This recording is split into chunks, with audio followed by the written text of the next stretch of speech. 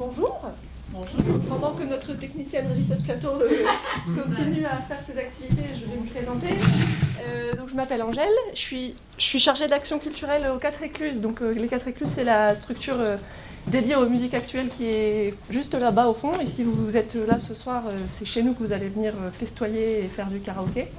Donc j'espère que vous avez pris toutes vos playlists et vous êtes entraînés sous la douche en partant. On n'avait pas dit que c'était karaoké. Ah pardon, j'ai fait un spoil. On n'était pas au courant. Non, du coup vous le gardez pour vous. Voilà. Vous êtes les privilégiés qui avaient l'info. On ne dira rien. Voilà, vous le gardez pour vous. De toute façon on saura que c'est vous si vous voulez. Chargé des projets d'action culturelle, est-ce que ça parle à tout le monde ou bien peut-être que ça vaut quand même le coup que je redise un peu ce que ça veut dire et ce en quoi ça consiste? L'idée c'est quand même que ce soit interactif, hein, donc si je sais que c'est après manger et tout ça, mais je veux bien quand même des hochements de tête, pour l'instant ça me satisfera momentanément. Donc chargé des projets d'action culturelle, dans d'autres structures ça s'appelle chargé de la médiation, chargé des relations avec les publics, enfin voilà, ça a plein de noms et de dénominations différentes pour recouvrir plus ou moins les mêmes missions, selon les disciplines artistiques, selon les structures, selon la manière dont on développe un projet associatif et selon l'envergure de la structure pour laquelle on travaille aussi.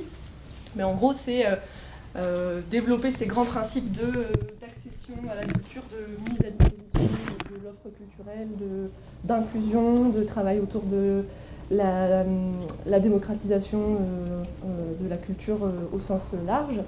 Et donc moi, je suis chargée aux 4 Écluses de mettre en place des projets qui vont à la rencontre de publics dont on dit qu'ils sont empêchés, c'est-à-dire les structures qui sont en lien avec des publics qui ne viennent peut-être pas spontanément fréquenter la structure, en sachant que nous, on a une partie de notre activité qui consiste à organiser des concerts, évidemment, c'est la partie la plus évidente et la face visible de l'iceberg, mais on a aussi 2 autres pans d'activité qui sont parfois un peu moins connus, mais qui sont quand même néanmoins hyper importants dans notre structure et qui sont constitutifs du projet associatif des 4 Écluses. C'est l'accompagnement des pratiques musicales, c'est-à-dire le soutien, le développement, la mise à disposition de ressources et de moyens pour développer les pratiques musicales au sens large, que ce soit les pratiques amateurs ou les pratiques professionnelles, ou en voie de professionnalisation. Donc ça passe par de l'accompagnement d'artistes en résidence, la mise à disposition d'espaces, la mise à disposition de moyens, de techniques, etc.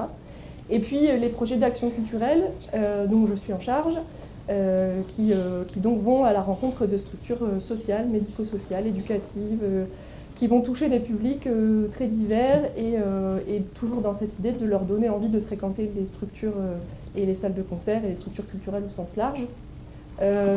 Alors ça passe par des projets de plus ou moins long terme, de plus ou moins grande envergure.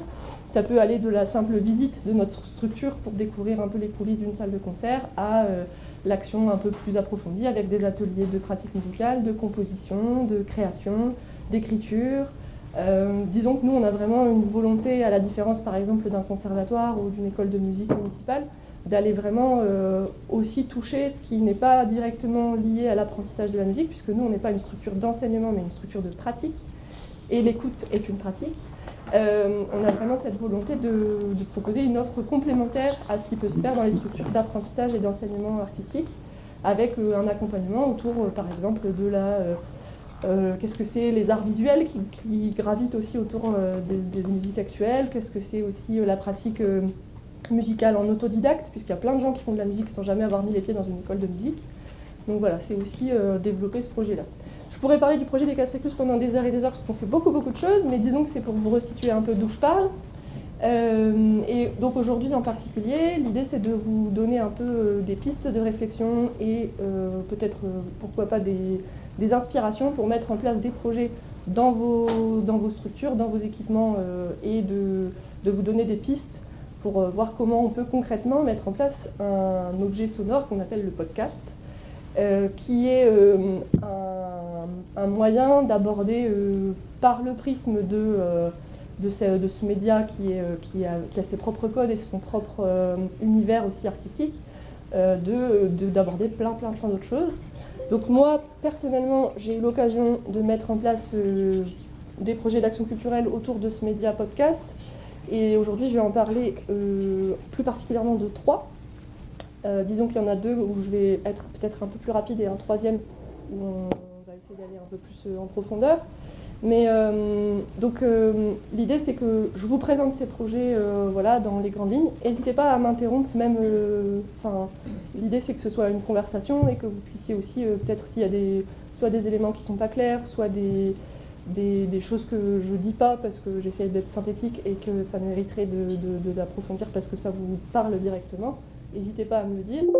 Moi, je parle de mon point de vue qui est chargé de projet d'action culturelle dans une structure de musique actuelle, donc c'est peut-être pas exactement ce à quoi vous êtes confrontés. Donc, il ne faut pas hésiter aussi à me dire s'il y a des choses qui sont plus intéressantes ou plus pertinentes à approfondir pour votre pratique professionnelle.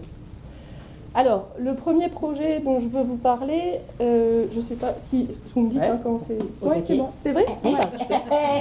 Non mais voilà, je dis ça. Du coup, tu peux boucher les oreilles. 4eclus.com, s'il te plaît? Ouais. Du coup, pour recontextualiser un petit peu, je vais quand même prendre mes petites notes histoire de... Parce que là, je le fais un peu en roue, donc ce serait quand même d'avoir mes petites notes.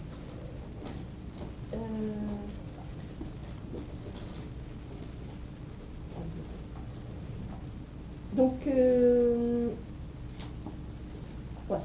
En fait, le premier projet dont je voulais vous parler, c'est un projet qui a été mis en place en partenariat avec la ville de Dunkerque, qui est un projet qui a été financé dans le cadre des politiques de la ville et qui, de coup, devait être mis en place avec des adolescents en lien avec une maison de quartier.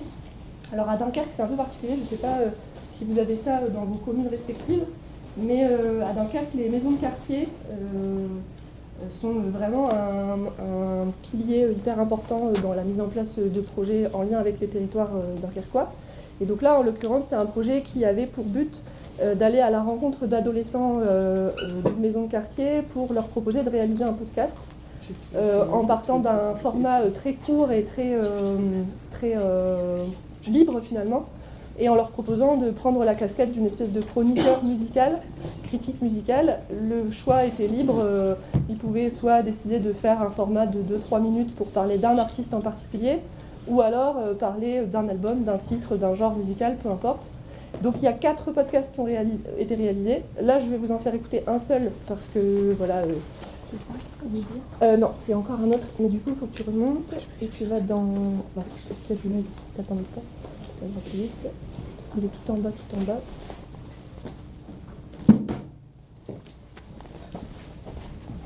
Ça va, Félix, tu te sers? Oh, il est sorti du rayon. Hein. Ouais, c'est ça, pour une fois. Je vais pas faire un album. Faut dire qu'en espagnol, c'est pas Ouais, néerlandais aussi, ça va. Ouais, j'aurais pu prendre néerlandais. Ça, En anglais, tu pouvais le lire ou pas? Attends. J'aurais été. J'aurais fini par le lire, du coup. Vaut peut-être mieux pas.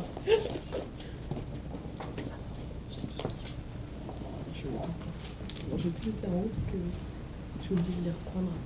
Quand je descends beaucoup le truc avec Je ne sais pas si vous avez chaud, vous voulez que j'ouvre une porte. Ouais, je vais faire ça. Du coup, je vous laisse écouter, et puis ça dure 3 minutes 40. Moi c'est Erwan, j'ai 14 ans et aujourd'hui je vais vous parler de mon rappeur préféré, Caris.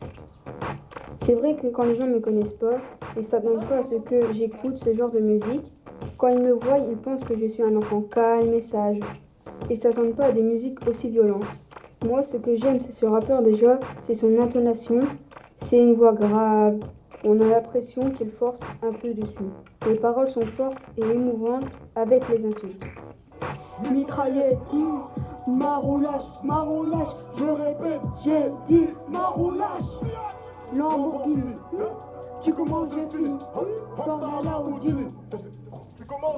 Au quartier, si on dit un mot de travers, tu vas te faire enfermer dans une cave. Tu vas te prendre une balle pour rien. C'est une rivalité entre les quartiers et entre les quartiers et la police. Moi, ça me parle. Je suis né à Nice, dans un quartier chaud qui s'appelle Les Moulins. J'y ai vécu jusqu'à mes 5 ans et ça a forgé mon caractère. Je baisse jamais les yeux, je répète tout le temps, je me laisse pas faire et je me bats souvent. Si tu te laisses faire, tu vas te faire marcher dessus. Alors si tu te ne laisses pas faire, les gens ne viendront pas te casser la tête. Je fais le bonhomme un peu comme Caris. Il se croit supérieur aux autres physiquement, il a une allure musclée, il a l'air dangereux, il a des biceps et des abdos. D'ailleurs, dans ses clips et dans ses photos, il est souvent torse nu. Son allure impressionnante, ça me fait rire et je veux être comme lui. Je veux savoir ce que ça fait de prendre leur place. Je m'entraîne à sourire devant ma classe. La capitale dans le Paris, dans le Paris, Arrive de Colombie, arrête. Je rappe sale tellement avarié que même ces putains de rats attrapent la diarrhée. Son vrai prénom est Makuni Armand Oku. Ce qui m'a étonné, c'est d'apprendre qu'il est né en 1980 à Abidjan, en Côte d'Ivoire. Il a connu le succès à 31 ans grâce à Booba, qui l'a invité sur sa mixtape Autopsie 4. Bon, je vais pas vous parler du clash entre Booba et Caris, trop long et trop une pub. Mais je vais vous parler d'une autre chanson, Fégouli. Mais j'ai changé d'avis. Donc casse pas les glaouis, je te mets une frappe à la Fégouli. Loubouté dans la Aston Martin, semelle rouge comme le fond de la rétine. Bon, j'interromps là, mais vous pouvez les retrouver sur le site internet. Il y en a plusieurs qui font à chaque fois 3 minutes, 3-4 minutes maximum. Excuse-moi Angèle, c'est ouais. sur le site des 4 écluses. Ouais. Tu peux les réécouter. Ouais, tout à fait. De toute façon, tout ce que je vous fais écouter là, c'est sur le site des 4 écluses, donc n'hésitez pas à aller, si vous avez des trajets hors train pour rentrer chez vous demain, n'hésitez pas. Donc l'idée, c'était de leur dire, voilà, vous avez un petit format, et ce format, vous pouvez parler de ce que vous voulez. Donc là, en l'occurrence, il a choisi son rappeur préféré qui est Caris. Il y a un autre jeune qui avait choisi de parler de l'amour dans le rap, en disant, prenant un peu le contre-pied, et en disant, mais c'est pas parce qu'on fait du rap qu'on est obligé de parler que de bagnole et de violence. Donc le projet leur a permis de découvrir, c'était un projet assez court, hein, c'était sur 3 ou 4 demi-journées, il me semble, tout compris, donc enregistrement compris. Le mixage, par contre, était ensuite passé dans les mains d'un professionnel. Mais l'idée, c'était juste déjà de leur faire découvrir le podcast, parce qu'en fait, quand vous parlez à des jeunes gens de podcast, c'est pas quelque chose du tout de... Enfin, en tout cas, c'est rigolo parce que c'est un terme qui leur parle pas, alors qu'en fait, sur YouTube, par exemple, quand tu regardes une chronique d'un mec qui fait sur un jeu vidéo, une revue d'un jeu vidéo ou d'un album ou de quoi que ce soit, finalement rien, c'est juste que c'est un podcast filmé, mais ça revient à peu près au même. Le but, c'est quand même toujours de transmettre du contenu et de l'information. Donc faire découvrir le podcast, montrer aussi que c'était quelque chose, que la musique, ça pouvait être un prétexte pour parler de quelque chose qui nous tient à cœur, et que, nous, c'est quelque chose qu'on défend pas mal au 4 écluses, c'est que la musique en tant que telle, elle se suffit à elle-même, et qu'évidemment c'est un propos artistique qui n'a pas besoin de justification, mais que ça peut aussi être un prétexte pour créer de l'échange, pour créer aussi de l'expression. Et le but, c'était aussi, là, on est avec des jeunes qui ont entre 12 et 14 ans. Le premier abord, quand on leur dit, déjà, qu'est-ce que t'écoutes ? Il faut leur tirer les verres du nez pendant longtemps avant de réussir à avoir un début de réponse, parce qu'il y a toujours cette espèce de truc qu'on a tous vécu, d'avoir des goûts un peu honteux, parce que si on dit qu'on aime bien ça et qu'en fait les copains ils aiment pas, on se tape la honte. Donc il y a tout ce truc de créer un rapport de confiance aussi. Et ensuite, il y a aussi une deuxième chose, c'est que quand on leur dit, mais pourquoi t'aimes bien ou pourquoi t'aimes pas, réussir à mettre en place un dialogue qui permette aussi de dépasser le juste, je sais pas, j'aime bien, j'aime pas parce que je trouve que c'est nul ou parce que je trouve que c'est super, et de pouvoir aussi s'essayer, alors avec les moyens du bord et en essayant de donner aussi des outils, mais de montrer que la chronique musicale, c'est aussi dépasser ça et dire, on s'en fout en fait que t'aimes bien ou t'aimes pas, c'est même pas le sujet, t'as le droit de bien aimer ou pas aimer. Mais la question, c'est plutôt de se dire pourquoi tu as choisi de parler de ça. Et si c'est parce que tu n'aimes pas, de dépasser je trouve que c'est de la merde. Justement, qu'est-ce qui fait que ça ne te touche pas ? Et pourquoi ça ne te parle pas ? Et pourquoi peut-être ça parle à d'autres et que toi, tu ne comprends pas pourquoi ça parle à d'autres ? Donc c'est aussi tout un travail aussi sur, finalement, un truc qui me tient à cœur et qui nous tient à cœur aux 4 écluses, de la musique comme un moyen d'expression de soi, d'expression d'une identité, d'affirmation aussi, d'affirmation de soi, d'affirmation de sa personnalité, de ses goûts, sans forcément qu'il y ait de jugement de valeur derrière. Parce que la musique, c'est aussi, et moi je trouve que c'est ça qui est intéressant, c'est que c'est un point de départ pour parler de plein d'autres choses. On peut parler d'enjeux de société, on peut parler de mode, on peut parler de valeurs, on peut parler de plein de choses très différentes. Et en plus de ça, ça permet aussi de montrer que en fait, la musique, on peut l'aimer pour des raisons qui sont à la fois très personnelles et en même temps très universelles, et pour des raisons qui sont très différentes. On peut aimer telle chanson un peu honteuse parce que on adore ce tube-là et que ça nous fait danser en été, et en même temps on a conscience que c'est pas d'une qualité artistique extraordinaire, et en même temps on peut adorer en parallèle un groupe de punk rock hardcore issu de Biélorussie, et c'est pas contradictoire. Moi je suis fan de Céline Dion, ça m'empêche pas d'aimer le pop-punk, par exemple. Et c'est un fait, et c'est 100% vrai. Et je trouve que c'est important de montrer cet écart-là, parce que ça décomplexe aussi le rapport qu'on peut avoir, et notamment quand on est ado avec la musique, quoi. Et le podcast, c'est un super outil parce que l'oral, le média oral, enfin le fait de parler et de pouvoir avoir un rapport décomplexé et de pouvoir se dire j'écris quelques notes sur un cahier, mais je ne suis pas obligée d'écrire un texte et de le lire parce que sinon c'est pas très intéressant. Par contre, je peux prendre des notes et ensuite, là c'est ce qui s'est passé pour ce podcast-là.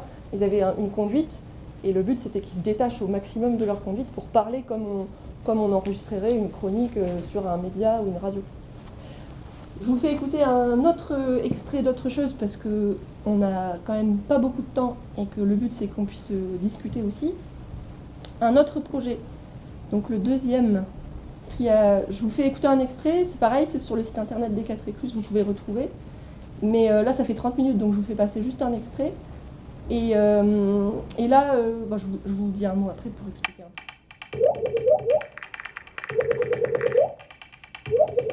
Un bon entendeur. Peur.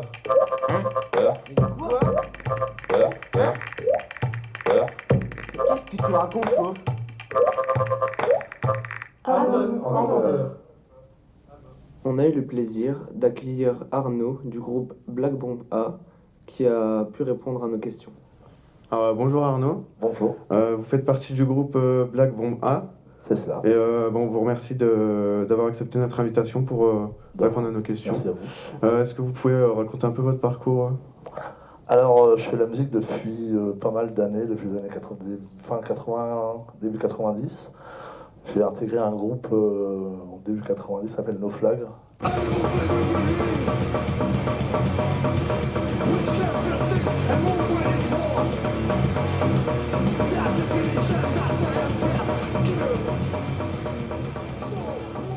Avec ce groupe, on a fait diverses choses, pas mal de concerts, on a fait des démos. Et on a fait un album qui est sorti en 2001, qui a eu un petit succès underground, on va dire. Et après, j'ai intégré un second groupe qui s'appelle Black Bombay, un groupe parisien. Et donc, avec ce groupe, on a fait plusieurs albums, 7 albums en tout.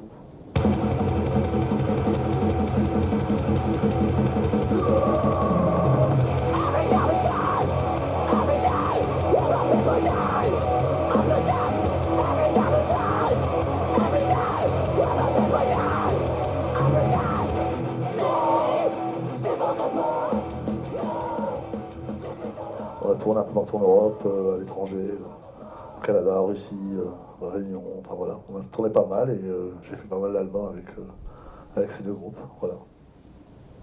Vous dites que Black Bomb A, c'est un groupe parisien. Vous êtes parisien? Non, je suis breton. Je suis breton, mais en fait c'est un groupe qui était de Paris à la base. Et moi je l'ai intégré après sa création, parce qu'il y a un des chanteurs qui est parti. Donc je l'ai intégré après le départ de ce chanteur. Mais c'est un groupe des Yvelines à la base. Ils sont des Yvelines de Vélizy. Mais maintenant tout le monde est un peu partout en fait. Le batteur est de Calais, moi je suis à Dunkerque, le bassiste est à Lille, le gratteux est à Chartres. Non, alors, si c'est à Chartres. Et l'autre chanteur est à Paris, donc maintenant on a un groupe français en fait.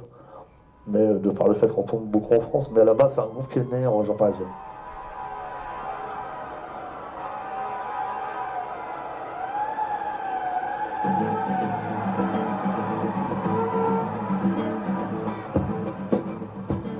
Dans la rue, le bruit des voitures me gêne. Quand les sirènes se déclenchent, j'ai mal aux oreilles. Quand on habite en ville, il est préférable, si on peut, d'insonoriser sa maison pour préserver le calme. Le fait que... Donc ce projet, pour donner un peu des éléments de contexte, c'est un projet qui a été financé en partenariat avec le Canopé, donc le réseau de ressources de l'éducation nationale, qui en fait avait lancé un appel pour travailler notamment autour de la question des risques auditifs. Au 4 Écluses, on a pas mal de temps fait un projet autour de la prévention des risques auditifs qui a pris plein de formes différentes. Et là, depuis quelques années, on essaye de faire des projets beaucoup plus resserrés, on va dire. C'est-à-dire qu'on trouve que c'est un peu contradictoire de demander aux salles de concert de faire de la prévention des risques auditifs, en sachant qu'on n'a jamais demandé à McDo de faire de la prévention contre l'obésité.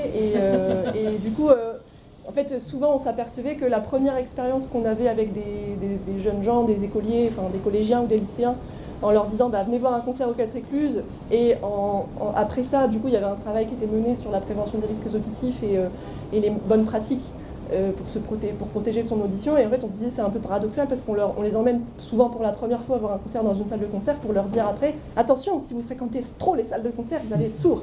Donc autant se tirer une balle dans le pied tout de suite. Et donc on a un peu changé notre fusil d'épaule et on s'est dit en fait quelle est la meilleure façon de parler de ces sujets-là, en fait c'est de faire des projets ensemble et qu'en fait ça soit plutôt quelque chose qui soit finalement quelque chose de satellite qui infuse un peu dans les différents projets qu'on mène ensemble et que ça ne soit pas le projet dans son ensemble. Donc là on a pris le parti de faire un projet avec une classe de lycéens d'un lycée professionnel à Grande-Synthe, qui est une commune juste à côté de Dunkerque.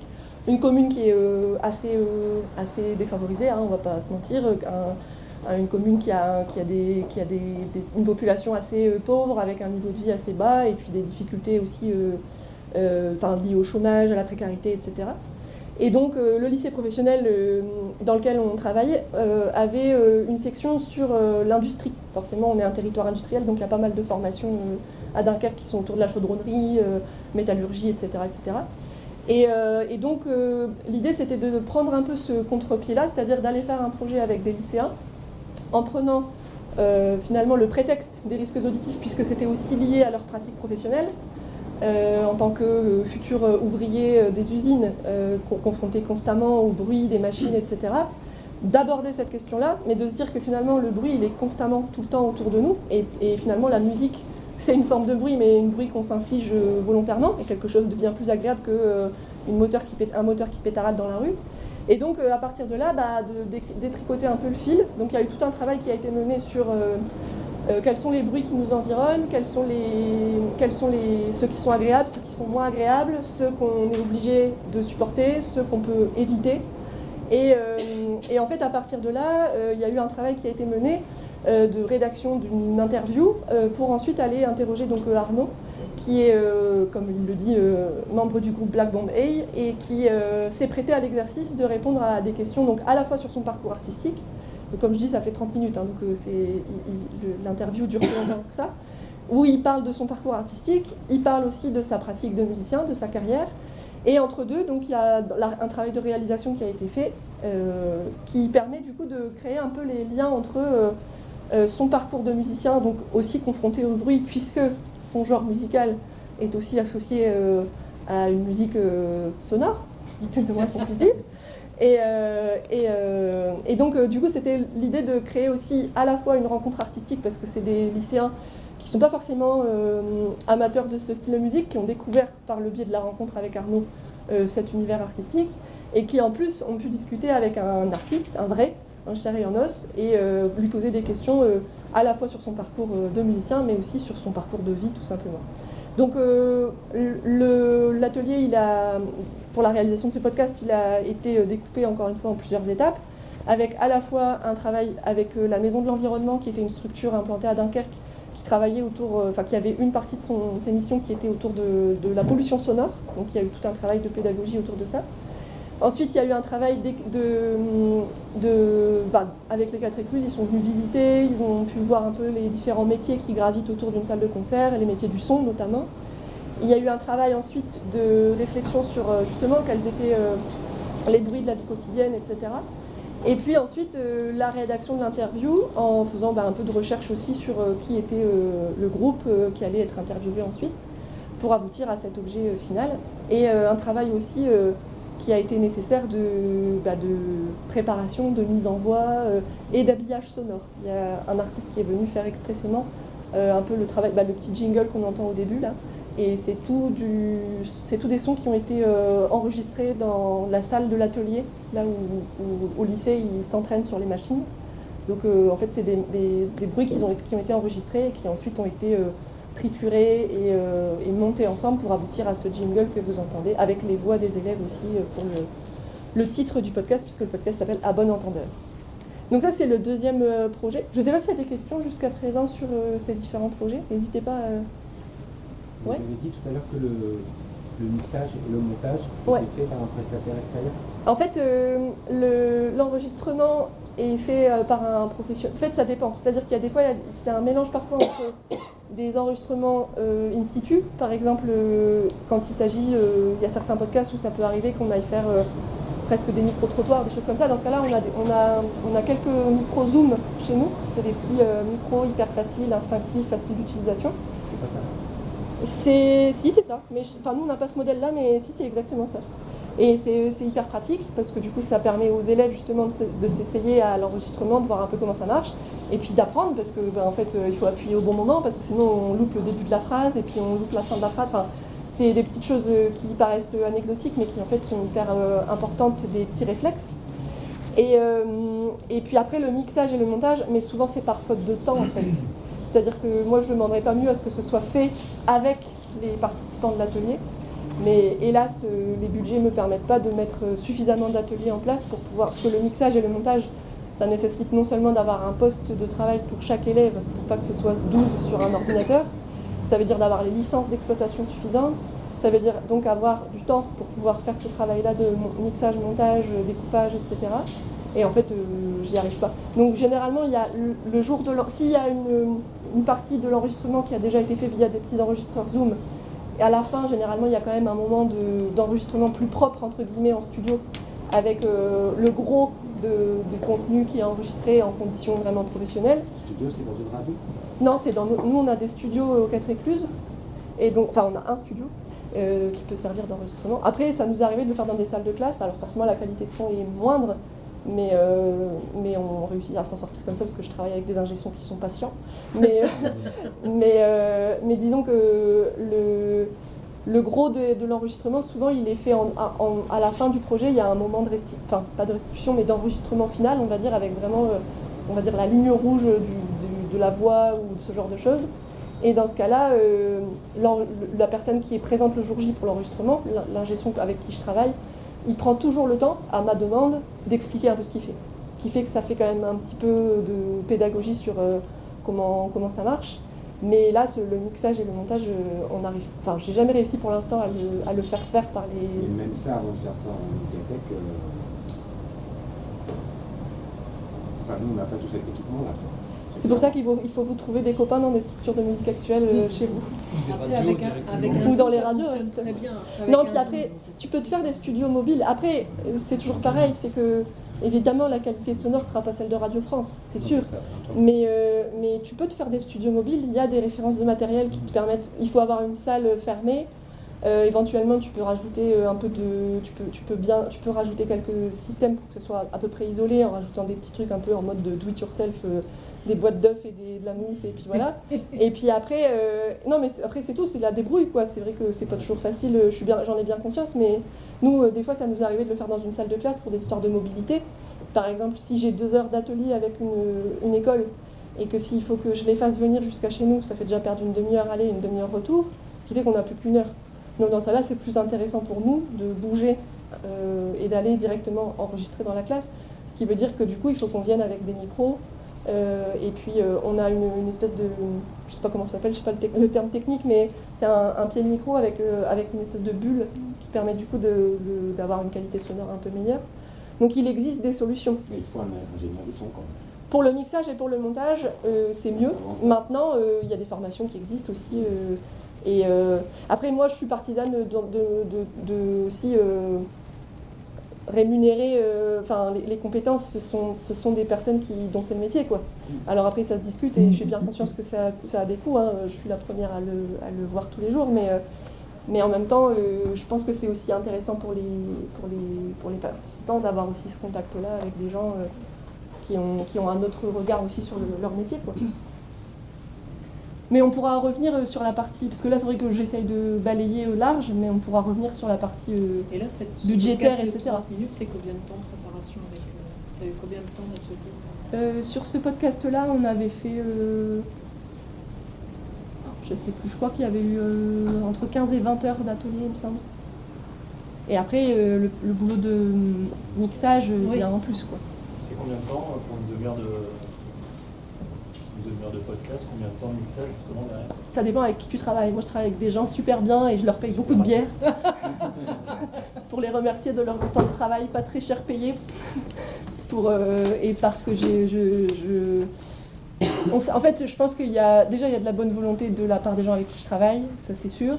Il y a aussi de l'amusement, c'est-à-dire que c'est quand même des projets qu'ils font pas tous les jours. Les personnes avec qui je bosse, qui sont dans le son, c'est pas forcément des projets qu'ils ont l'habitude de faire. Donc, pour peu qu'ils y trouvent aussi une part d'amusement et de liberté, parce que du coup, c'est vrai que, moi, j'ai pas d'exigence, c'est pas mon métier non plus. Moi, je fais confiance aux gens avec qui je travaille pour avoir un résultat qui soit chouette et qui satisfasse tout le monde. Donc, c'est aussi un peu un compromis. Je leur dis, écoute, je sais que je te paye peut-être pas énormément, mais j'essaye de payer bien quand même, en tout cas de rémunérer à la juste valeur. Mais je pense savoir qu'il y en a certains qui ont passé plus que ce qui... Ils me l'ont pas dit, mais je pense qu'il y en a qui ont passé plus que ce qu'ils auraient dû ou pu. Et en temps moyen, là, le mixage, il était rémunéré, je crois, il avait une demi-journée d'enregistrement, donc il était venu sur place au studio, et une journée de montage, il me semble. Combien de participants? Pardon? Combien de participants? Là, c'était une classe où ils étaient lycée pro, je crois que c'était une classe de 18, il me semble. Après, moi, ça me tient à cœur aussi, mais ça, c'est un parti pris. C'est que j'aime pas forcer la prise de parole, j'aime pas... donc chacun trouve un peu sa place aussi selon ses possibilités. Là, il y en a qui n'ont pas trop voulu enregistrer leur voix parce qu'ils n'étaient pas à l'aise avec l'exercice. Quoique au final, finalement, il n'y en a pas eu beaucoup. Il y en avait beaucoup qui étaient réticents et en fait, il y en a quand même beaucoup qui ont tenté quand même au final. Et puis après, il y en a qui trouvent leur place autrement. Il y en a qui vont trouver leur place, par exemple, à l'habillage sonore. Il y en a qui ont testé des choses, qui ont fait de l'enregistrement de bruit, qui sont allés capter des sons dans la rue, du bus ou des choses comme ça. Il y en a d'autres qui ont écrit, il y en a d'autres qui ont fait de la prise, qui ont pris la parole et qui ont enregistré leur voix. Donc chacun après trouve sa place comme ça. Moi je fonctionne beaucoup comme ça parce que je trouve que, mine de rien, c'est aussi ça qui est intéressant, c'est que chacun selon sa personnalité peut trouver ce qui lui plaît. Il y en a qui sont plus à l'aise sur scène, il y en a qui sont plus à l'aise dans les métiers techniques et c'est ok. Après il y a Audacity qui est gratuit. Est-ce que c'est un logiciel accessible? Audacity, ouais, c'est un logiciel qui est déjà super. Après, ça reste un logiciel gratuit, donc ça a ses limites. Mais pour nous, en médiathèque, bien sûr, ça pourrait le faire. Ah, bien sûr, ouais. C'est un logiciel qui a déjà pas mal de possibilités. Et puis après, ça dépend aussi du niveau d'exigence qu'on a. Ce que je dis là, c'est parce que je voudrais pas que ça paraisse pour un jugement de valeur, mais c'est un constat en fait. À un moment donné, les choses elles sont gratuites, donc forcément elles font des moins belles choses que des logiciels comme Logic ou comme des Pro Tools, forcément. Mais en même temps parce que c'est aussi des logiciels pro qui nécessitent un certain nombre de compétences et qui nécessitent de la formation pour pouvoir les utiliser correctement et avec toutes les potentialités. Moi, je fais partie de ces gens qui passent leur temps à chercher des financements pour faire les projets d'action culturelle. Au 4 Écluses, on a 0 budget en projet d'action culturelle. Donc si je veux faire des projets, je dois toujours répondre à des appels à projets pour avoir de l'argent. Donc j'ai complètement conscience de vos problématiques, à un moment donné, comment on fait quand on n'a pas de sous. Mais en même temps, je pense aussi qu'à force de dire oui, mais du coup, on va faire nous-mêmes parce qu'on n'a pas de sous, et on donne raison quelque part aux financeurs parce quelque part, à force de nous donner rien et qu'on le fasse quand même, et du coup, nous, on se retrouve dans la posture de dire ouais, mais pourquoi vous voulez des sous en plus puisque vous arrivez à faire des trucs sans avoir de sous, quoi. C'est un peu le chat qui se mord la queue, hein. C'est trouver l'équilibre entre sa déontologie et vouloir faire des choses chouettes, et en même temps, d'un autre côté, dire oui, mais à un moment donné, je peux pas faire des choses extraordinaires si vous ne me donnez pas l'argent pour faire appel aux professionnels qui vont faire des trucs cool. Et comme chaque travail mérite salaire, il faut aussi imaginer que si on veut faire appel à des intervenants professionnels, il faut les rémunérer parce que c'est leur travail.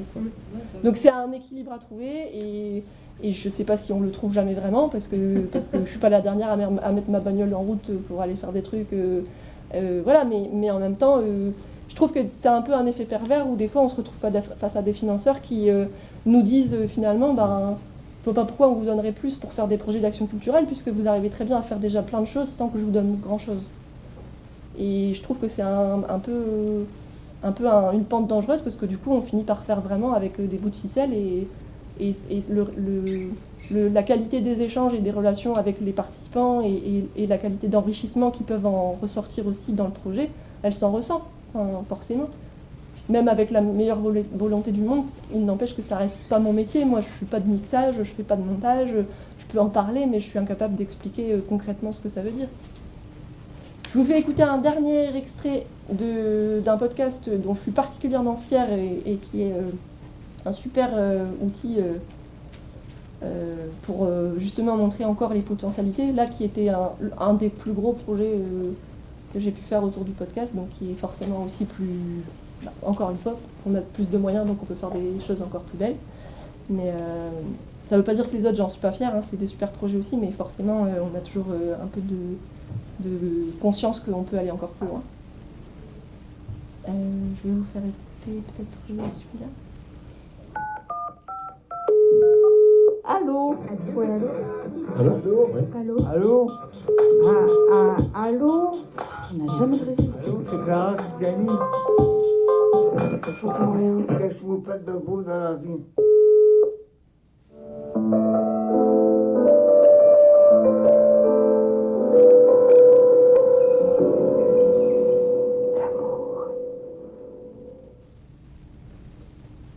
L'amour est avant tout un partage et il peut être infini. On peut énormément le trouver dans les musiques telles que La vie en rose. Il me prend dans ses bras, il me parle tout bas, je vois la vie en rose. Edith Piaf, Ma vie en rose, ouais. L'amour de tous les jours, nous sommes faits. J'écoute pas les chansons d'amour. Bah c'est quoi que vous écoutez alors? Bah j'aime bien ce qui est métal.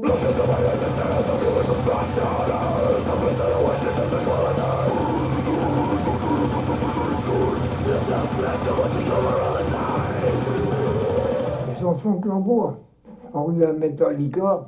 Ouais, Metallica. ACDC en premier. J'aime pas trop ACDC. Et les Crédences en premier. C'est un groupe qui a toujours marché. Il a toujours marché. Et il marche encore, même s'il ne chante plus.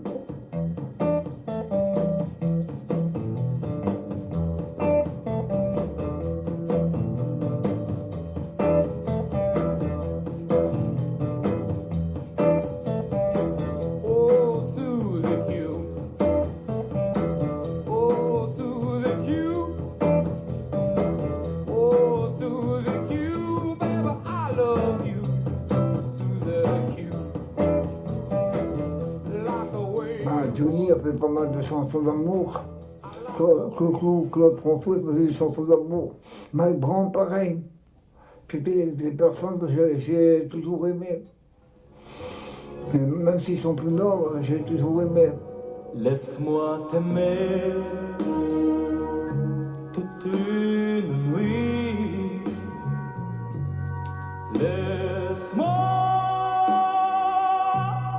toute une nuit faire avec toi le plus long, le plus beau voyage. Oh, oh. Veux-tu le faire aussi? Il y a une amie, je me rappelle plus son nom, excusez-moi, toutes et tous, pardon. Et elle m'a dit, bah, j'ai vu quelqu'un pour toi. Alors je lui ai dit, ah bon? Elle me dit, bah oui, je vais aller te chercher. Et elle faisait chercher un monsieur. Et quand elle m'a présenté, mon Dieu, ben, ça a été le coup de foudre, quoi. Et ça a été le plus grand bonheur de ma vie, quoi. Hein, parce que il a passé, il m'a offert 17 ans de sa vie, quoi.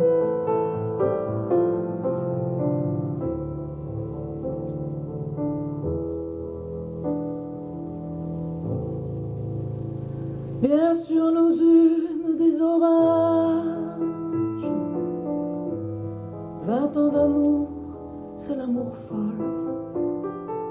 Je veux finir ma vie dans une caravane avec une 50aine de chats. Est-ce que j'ai des choses à dire sur l'amour? Je ne pense pas. Même si je doute que je vais terminer ma vie dans une caravane avec une 50aine de chats. Quoi que ce serait bien. Bah, en soi, ils seront libres de leur liberté. Oui. Je sais même pas si j'en aurais 50 en soi. Peut-être un peu plus, ce serait pas dérangeant. Enfin, parce que en soi, les chats pour moi c'est le sens de la vie. Après, les hommes, honnêtement, bon. Est-ce que j'ai besoin de m'exprimer là-dessus? Voilà. Je pense que c'est un beau mot pour exprimer ma rancœur envers les hommes.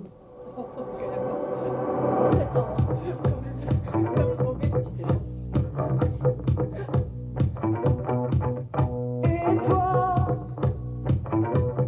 qu'est-ce que tu regardes? T'as jamais vu une femme qui se bat? Bon, voilà, je vous laisserai aller découvrir les autres, la suite et puis les autres épisodes. Donc ça, c'est un podcast qui est constitué de 4 épisodes, qui a été financé via un dispositif qui s'appelle... je ne sais plus comment il s'appelle, mais enfin, c'est un dispositif interministériel, ministère de la Culture, ministère de la Santé, enfin des Solidarités, et qui est porté par la Direction régionale des actions culturelles Hauts-de-France.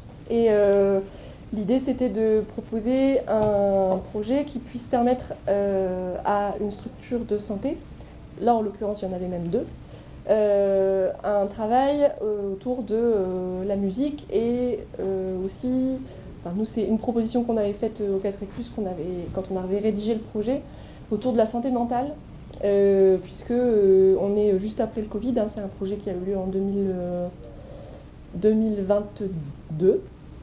Ouais, 2021-2022, et qui était monté autour de l'idée que à la suite du Covid, il y avait beaucoup de personnes âgées qui s'étaient retrouvées dans une situation de grand isolement, notamment dans les EHPAD. Donc on avait fait ce constat-là que dans les EHPAD, il y avait beaucoup de personnes qui étaient très seules et qui n'avaient vraiment pas beaucoup de contact avec l'extérieur.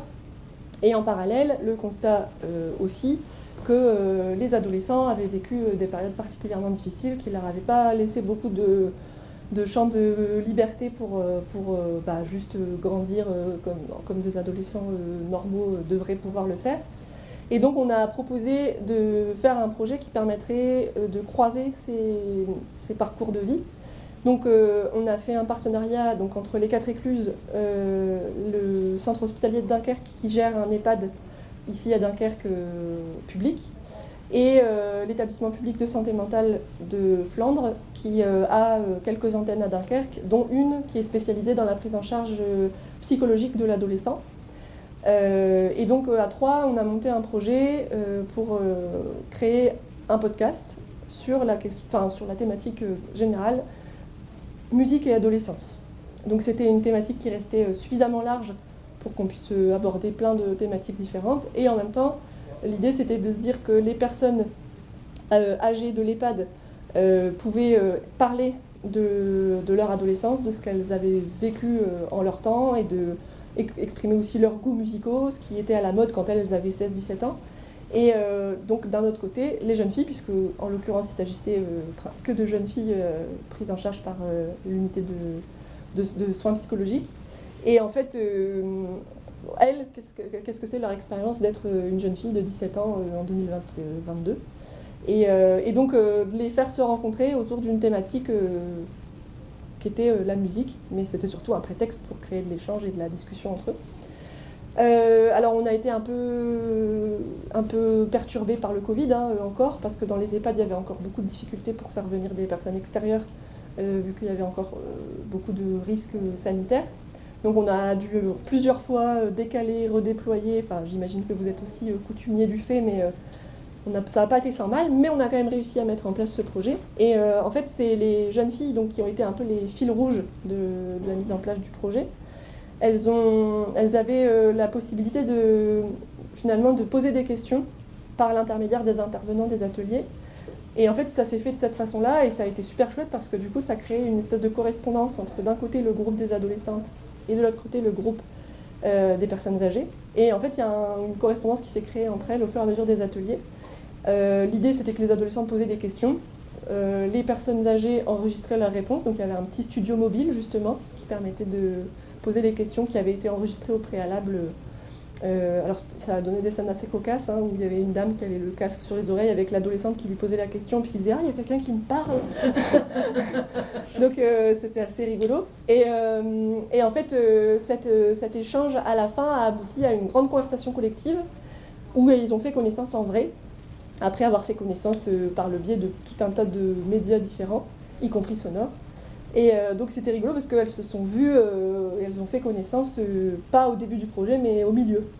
Et elles ont pu mettre des visages sur des noms un peu plus tard. Et en fait, ça a super bien fonctionné parce que ça a aussi, du coup, décoincé cet aspect un peu difficile quand on va dans un EHPAD. Je vous fais pas un dessin, si vous avez jamais mis les pieds dans un EHPAD, je vous le souhaite pas, parce que c'est vraiment pas des lieux... et je jette la pierre à personne, hein, on est tous responsables probablement, mais en tout cas, c'est des lieux qui sont hyper chargés, hyper... voilà, avec une ambiance vraiment particulière. Et du coup, on s'est dit, si on met des adolescentes à l'EHPAD dès le premier atelier, c'est fini, quoi. On n'en entend plus parler. Qui plus est, des adolescentes avec des troubles de l'anxiété et des angoisses. Si on veut les perdre, c'est tout, c'est maintenant, c'est bon. Et donc, en fait, le fait que ça se fasse comme ça, au départ, un peu à distance, et qu'après, ça crée du lien, ça a vachement bien fonctionné. Et en fait, elles ont petit à petit donc avancé sur les questions qu'elles posaient, les réponses qu'elles avaient. Ça a parfois aussi créé des surprises, parce qu'il y a par exemple Jean-Pierre qu'on entend là, qui est fan de rock et d'ACDC. C'est vrai qu'on a des a priori, et moi la première, sur ce qu'écoutent les personnes âgées, mais en fait les personnes âgées, c'est des personnes âgées qui au final avaient 20 ou 30 ans dans les années 70. Donc en fait, il y avait plein de genres musicaux qui sont pas forcément ceux qu'on pense, et qui sont pas forcément à base d'accordéon et de musette. Donc c'était hyper chouette, et puis ça a créé finalement des conversations sur plein d'autres sujets, ce qui fait qu'il y a 4 fils conducteurs qui ont été choisis par les adolescentes. L'amour, évidemment, parce que la musique et l'amour, c'est une longue histoire, et l'adolescence, voilà, on a tous nos premières expériences amoureuses à l'adolescence généralement, donc c'est aussi un endroit de conversation important.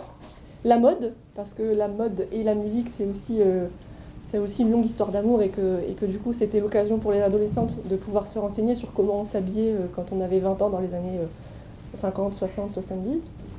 Les épreuves de la vie, parce que en fait, au fur et à mesure des conversations, il est ressorti que les personnes âgées avaient vécu plein d'histoires complètement extraordinaires, et vraiment je vous invite à aller écouter parce que c'est des vies bien remplies. Et donc les adolescentes ont pu aussi tirer parti de ça, parce qu'elles-mêmes elles traversent des moments difficiles, des dépressions, et en fait de se dire voilà, en face de moi il y a des personnes qui ont 70 ans et qui sont encore debout et qui ont vécu des choses mais qui ont réussi à continuer, en fait ça donne un peu d'espoir aussi. Et puis les épreuves de la vie, et puis le temps qui passe, parce que le temps qui passe, forcément la musique aussi c'est quelque chose qui est lié aussi au temps. On a tout un débat philosophique possible à partir de ça.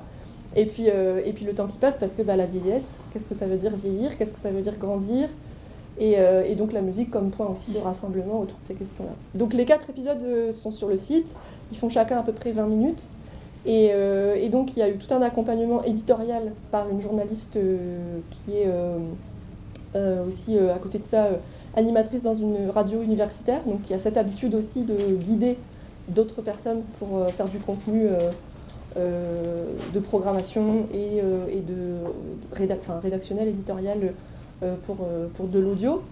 Il y a eu un travail de mise en voix, parce que vous avez remarqué qu'il y a des personnes âgées qui ont des petits problèmes de locution, donc il y a eu aussi un travail de comment on parle dans un micro, comment on fait en sorte que ce soit à peu près audible, et en même temps que ça ne soit pas non plus trop figé, que ce soit une parole agréable à écouter, et que quand on l'écoute, on n'ait pas l'impression de quelqu'un qui lit un texte. Il y a eu un travail d'habillage sonore de nouveau pour créer les jingles, pour créer des petites transitions, pour créer quelque chose qui passe, quelque chose de cohérent pour les 4 épisodes. Et il y a eu un travail de... Je crois que c'est tout. J'ai l'impression d'oublier quelque chose, mais je crois que c'est tout. Et donc après, à la suite de tous ces ateliers, il y a eu donc cet enregistrement collectif, qui a permis donc de rencontrer la personne qui a fait l'enregistrement, le technicien du son qui a fait l'enregistrement, qui a un peu montré comment il travaillait, comment se positionner par rapport au micro pour que ça soit intéressant et de la matière sonore utilisable ensuite pour lui faire le travail de mixage. Et ensuite, la journaliste a finalisé en fait les podcasts. La ligne rouge était tracée et ensuite elle a fait ce travail de réalisation-là, c'est-à-dire un peu découper, rajouter par-ci, par-là peut-être des éléments pour que ce soit vraiment quelque chose de dynamique. Et donc on a fait un moment de restitution à l'EHPAD avec un moment festif, un concert, etc. Et c'était hyper émouvant parce que du coup, les personnes âgées qui ont écouté ça étaient assez émues d'entendre leur voix et puis d'entendre aussi qu'on valorisait leur parcours de vie, qui ne sont pas forcément toujours connus et valorisés. Donc voilà, c'était un très chouette projet, humainement et artistiquement aussi, parce que le résultat, moi j'étais complètement bluffée. On n'a pas forcément des attentes sur le résultat, parce que moi c'est pas ça qui m'intéresse, c'est plutôt le processus, mais en l'occurrence, et le processus et le résultat sur ce coup-là ont été particulièrement intéressants. Voilà, j'en arrête là. J'ai pris plus de temps que ce que je pensais, mais voilà, je peux répondre à des questions s'il y en a, et sinon je te laisse la parole. Peut-être des questions Ouais. Est-ce que ces ateliers ponctuels ont été reconduits avec les mêmes personnes? Enfin, est-ce que ça induit une régularité comme une émission radio ou... Non, non, là c'était vraiment selon des projets délimités dans le temps, ouais. Alors de plus ou moins grande envergure. Celui-là s'est étalé sur 3 mois et demi, avec en tout, je crois qu'il y a eu une petite dizaine d'ateliers de 2 heures, donc quelque chose comme ça. Ensuite, le projet juste avant, c'était délimité sur 1 mois et demi, avec une rencontre par semaine, pareil, par créneau de 2 heures. Donc ça dépend des projets, mais moi les projets que je fais ne sont pas des projets... ce sont des projets qui sont délimités dans le temps, tout simplement parce que financièrement c'est comme ça que je fonctionne et que j'ai pas une régularité dans l'année où chaque semaine il y aurait la réalisation de quelque chose, quoi. Et ma deuxième question, c'est de savoir s'il y avait des liens avec la médiathèque. Est-ce que la médiathèque vous envoie par exemple des gens pour faire des ateliers ou non, c'est quand même des groupes constitués ça nous est arrivé. Pour la rédaction, par exemple, des chroniques, vous utilisez des lieux, des ressources ici? Oui, ça nous est arrivé, alors je ne sais plus pour quel projet, parce que je me mêle les pinceaux, mais je sais qu'il y a un atelier. Je me demande si ce n'est pas le tout premier, justement. Si. Le tout premier qu'on a écouté, la chronique sur Caris, donc c'était sur 4 demi-journées, et il y a une des demi-journées qui a été consacrée à venir à la Bible, ici. Ouais. Et ils ont fait un travail, justement, de recherche dans les collections de la Bible parce que le but c'était de ne pas perdre de temps aussi et de se dire voilà sur quoi vous voulez partir et sur quel type de médias. Et donc il y a eu une visite de la Bible et ensuite il y a eu une présentation du secteur musical pour montrer, parce qu'en plus c'est des jeunes de Dunkerque mais qui parfois n'ont jamais mis les pieds à la bibliothèque, donc c'était aussi l'occasion de leur faire découvrir le lieu, de leur montrer que c'était accessible, et c'était aussi l'occasion de montrer qu'il y avait plein de supports audio qui étaient à disposition gratuitement pour eux, quoi. Mais en fait, c'est un peu la difficulté moi que j'ai, c'est que les appels à projets auxquels je réponds, souvent, ce sont des appels à projets qui sont avec un impératif de viser certains publics. Ce qui fait que du coup, à la fois, parfois, je me retrouve à devoir forcément orienter vers un groupe en particulier de personnes. Et donc, je suis pas forcément toujours, c'est pas forcément toujours possible de dire aux partenaires culturels, envoyez-moi des jeunes si vous identifiez des jeunes qui auraient envie de travailler sur ça, quoi. Ouais. Mais on en fait parfois pendant les vacances, des ateliers, qui là sont pour le public individuel. Tout public, ouais. Et là, dans ce cas-là, bien sûr qu'on fait fonctionner le réseau à 100%. À Dunkerque, on a ça pour nous, qu'on travaille beaucoup en collaboration les uns avec les autres, donc on fait tourner bien sûr l'info. Là, j'ai un atelier fanzine au mois d'avril, et du coup, on fait tourner bien sûr dans les bibliothèques pour donner l'info et inciter les gens à venir s'inscrire chez nous, bien sûr. Et là, c'est des ateliers d'une journée pendant les vacances scolaires, généralement, on fait des sessions de 2 jours d'atelier et on varie à chaque vacances scolaires Donc là, on fait sur le fanzine sur 2 jours pendant les vacances de Pâques. Pendant les vacances d'hiver, on a fait un atelier de fabrication de ukulélé. Pendant les vacances de la Toussaint, on a fait un atelier voguing, parce qu'on avait un événement danse sur l'agglomération. Et du coup, on a fait un atelier voguing dans nos locaux. Est-ce qu'il y a d'autres... Ouais. J'ai une question sur les droits. Ouais. Comment ça se passe du coup dans les extraits que vous avez... Alors, la réglementation dit que quand tu fais un podcast non commercial, c'est-à-dire qui est accessible gratuitement sur les réseaux internet, enfin sur tes sites. Nous, en l'occurrence, c'est même pas sur Spotify ni rien, c'est vraiment que sur notre site internet. Si tu dépasses pas des extraits de plus de 30 secondes, tu n'as pas besoin de... Tu payes un forfait à l'année en fait, mais tu n'as pas besoin de payer un supplément par extrait pour les droits d'auteur. D'accord, mais il y a un forfait à l'année. Ouais, mais c'est un forfait qui a... Alors je sais plus exactement, mais je crois que ça doit être 60 ou 100 balles par an quoi. Ok. Il y a des musiques libres de droit aussi. Ouais. Il y en a plein sur YouTube. Bah, il y a Zik libre en bib. Ouais, Hein, aussi, ouais. enfin, voilà. Je pensais plutôt aux extraits. Ouais, Par exemple, si on parle des écoutes, on peut parler de pouvoir faire écouter un morceau. Des trucs un peu famous, quoi, donc ce n'est pas des trucs libres. Après, les SACEM, elles ont des antennes locales, donc si c'est un projet local, il ne faut pas hésiter à les contacter et faire un partenariat avec eux. Ouais. Comme c'est quelque chose qui ne coûte rien et qui ne rapporte rien, il faut toujours leur demander parce qu'il peut y avoir des réductions ou avoir carrément une... Bien sûr.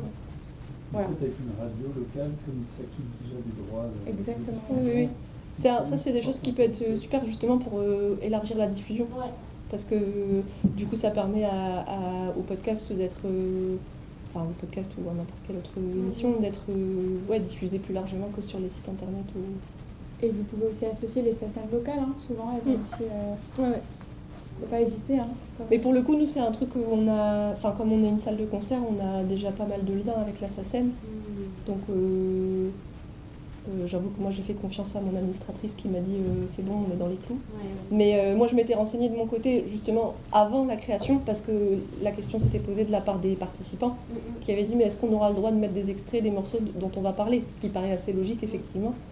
Et du coup, je m'étais renseignée de mon côté aussi, et quand ça dépasse pas 30 secondes, on peut quoi. Ok. Et nous, en médiathèque, on a des forfaits, c'est ça. Oui, en plus. Pour la diffusion de la musique. Oui, alors ça rentre pas forcément dans le... C'est pas les mêmes critères. Non, c'est non, pas les mêmes. le forfait que vous avez avec la SACEM, c'est pour insonoriser les espaces. Ouais.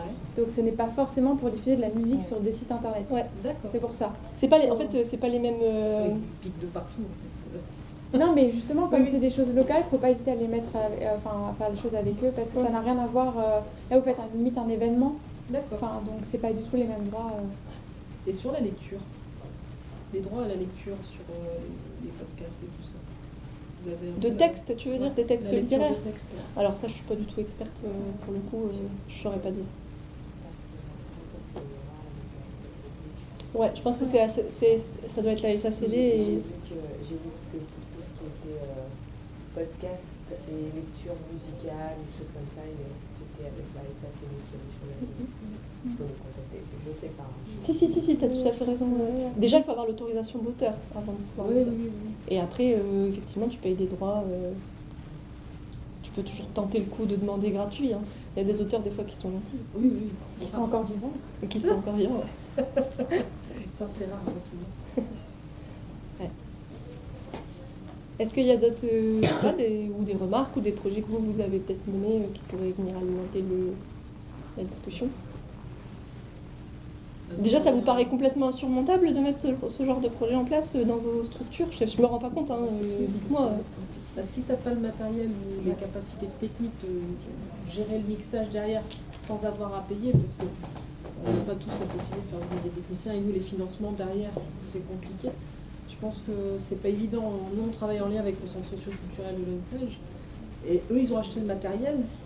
Mais c'est tellement technique, ils nous ont fait une formation qu'on est tous comme ça pour rien que monter le matériel. Ça sera à nous de le monter et derrière de gérer le mixage de l'émission avec ça va être Audacity, je pense.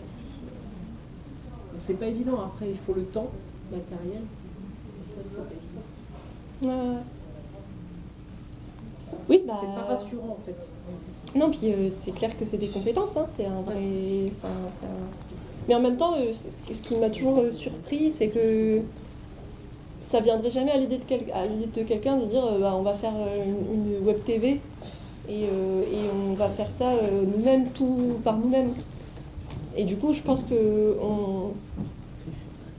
parfois on a tendance à oublier que en fait c'est un métier et du coup c'est vraiment pas évident. Alors on peut se former, on peut apprendre plein de choses, mais il n'empêche que ça reste quand même pas son métier. Et encore faut-il avoir l'intérêt aussi et le temps, etc. Donc je trouve que des fois je pense financeurs. Hein, quand des fois moi j'ai des financeurs qui disent mais c'est génial, vous devriez faire plus de podcasts. Bah oui mais les gars en fait c'est pas moi c'est pas moi qui l'ai fait tout seul quoi. On a commencé à le faire à la médiathèque avec le centre social. Hein. On a fait 2-3 émissions. Et c'est assez long parce qu'on prépare, les gens préparent les textes en amont. Puis après, là on n'avait pas le monté, c'est le gars qui le montait pour nous, mais le temps d'enregistrement ne prenait qu'une demi-heure. Et puis il y a des effets de mode aussi, enfin, pour le coup, moi je le vois là, effectivement on a fait des podcasts ces dernières années parce que ça nous semblait pertinent. Et du coup, là, depuis ces dernières années, j'ai l'impression que du coup tout le monde fait des podcasts parce qu'il y a eu un gros effet de mode là-dessus. Et en fait, moi je trouve que la question, elle se pose aussi ensuite de... C'est chouette hein, de faire des podcasts et je suis pas du tout contre l'idée que ça, c'est une expérience et que ça permet de développer un certain nombre de compétences, etc. Mais en même temps, la surabondance de podcasts est pas forcément toujours judicieuse non plus parce que du coup, je trouve que ce qui est intéressant aussi, c'est l'après. Enfin, c'est chouette hein, d'avoir fait un podcast, mais après, s'il n'y a que nous qui l'avons entendu et qu'il n'y a que nous qui le diffusions, c'est peut-être un peu dommage, quoi. Il y a plein d'autres choses qui sont hyper intéressantes à faire, donc faisons des podcasts, bien sûr, mais ne faisons pas que des podcasts. Il y a tout le travail à côté. Bah ouais. Mais ça, c'est souvent quelque chose qu'on oublie aussi. Hein. Il y a le projet, une fois qu'il est réalisé, qu'est-ce qu'il devient, comment il est valorisé, enfin, ce genre de choses qui sont quand même importantes, quoi.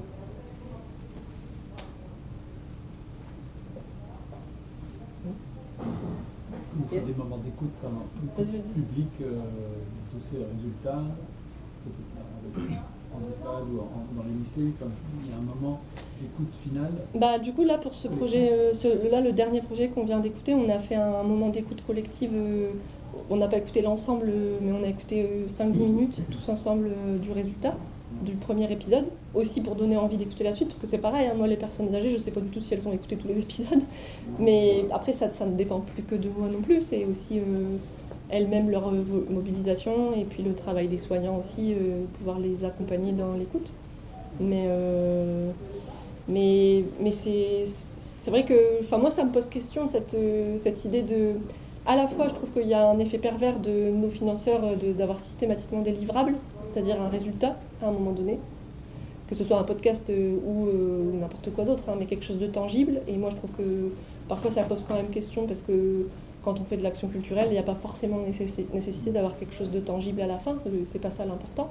Mais les financeurs ne l'entendent pas de cette oreille-là, et j'imagine que vous y êtes confrontés aussi.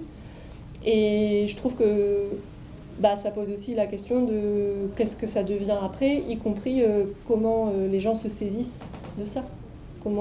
Est-ce qu'ils vont diffuser aussi dans leur propre réseau, est-ce qu'ils vont aller écouter, avoir la curiosité d'aller écouter ce qu'ils ont fait, et ça ne dépend pas que du travail de la part de la structure, c'est aussi tout l'environnement qu'il y a autour de ces personnes. Par contre, au 4 Écluses, on a un club d'écoute participatif qui est un club d'écoute musical. C'est-à-dire qu'on a, comme on fait des clubs lecture, nous on a fait un club d'écoute musical.